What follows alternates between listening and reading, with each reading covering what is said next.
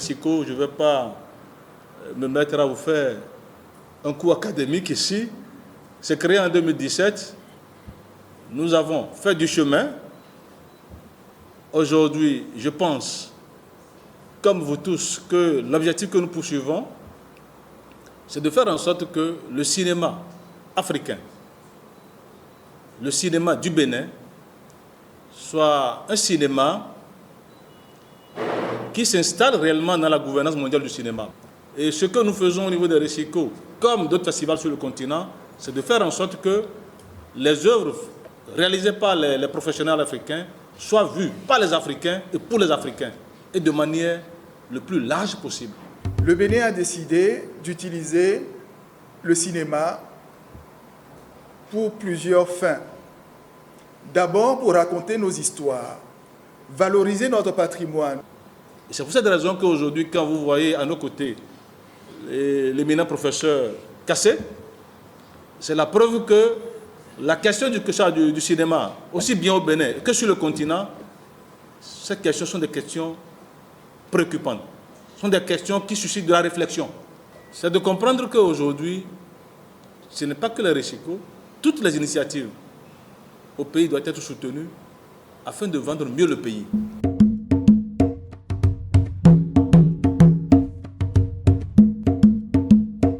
Un festival panafricain est toujours universel et est toujours l'apanage de tout le monde. Parce que déjà, lorsque vous avez des films qui viennent de 26 pays, donc Recico va être connu dans 26 pays. L'État a mis de l'argent, le citoyen lambda se demande, mais qu'est-ce qu'on gagne en retour? Je pense qu'il n'y a pas autre chose qui permet de valoriser nos propres cultures, de valoriser notre quotidien que le cinéma. Le bébé qui a 5 ans, il lui reste encore beaucoup à faire. Et il ne peut pas le faire sans aussi votre accompagnement, sans ce qui se fait déjà sur le terrain. En 5 ans de travail, on a pu impacter, et ça je peux vous le rassurer, au moins les étudiants qui sont dans le domaine du cinéma. Et c'est important pour nous. En 5 ans d'activité, je crois qu'on a fait beaucoup de formations, et puis chaque année, à chaque édition, on en déploie. Cette année par exemple, on aura le scénario qui revient toujours, l'écriture du scénario, la direction de la photographie, l'actorat. Il y a aussi la formation de critique cinéma. Nous aurons une table ronde qui va pouvoir s'appesantir sur la diffusion des œuvres. Et ça, c'est la directrice de la DGSRT qui l'anime, la table ronde. Le jeudi 2, je crois que c'est à l'hôtel Isis. Les formations que je viens de faire, les formations, on a aussi une masterclass sur la distribution. On dit que lorsque le cinéma va, tous les autres arts également vont. Le cinéma fait travailler les plasticiens. Le cinéma fait travailler les musiciens. Le cinéma a fait travailler les littéraires. Le cinéma fait travailler les metteurs en scène, les chorégraphes. Le cinéma fait travailler également des techniciens. C'est vous dire que c'est une industrie complète. Nous, on nous a porté. Le FESPACO, on l'a porté, c'est pas nous.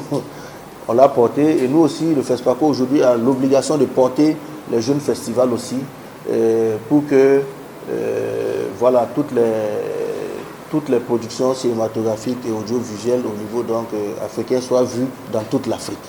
Le gouvernement du Bénin a choisi les industries de l'écran, c'est-à-dire le cinéma et l'audiovisuel, comme l'une des priorités au niveau du secteur culturel.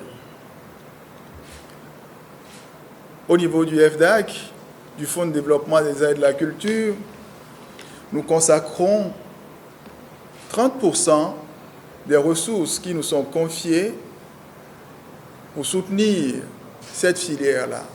C'est un chantier qui vient de commencer. C'est ce que moi je voulais dire pour conclure.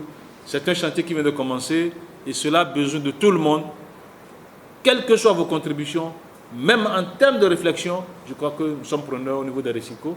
Et les Recico, je voudrais que de plus en plus que cela dépasse ma petite personne. C'est un héritage du Bénin. Je voudrais que ce soit vraiment cet héritage pour le Bénin et que ma petite personne passe à autre chose et que vraiment, véritablement, les Bénins puissent l'approprier.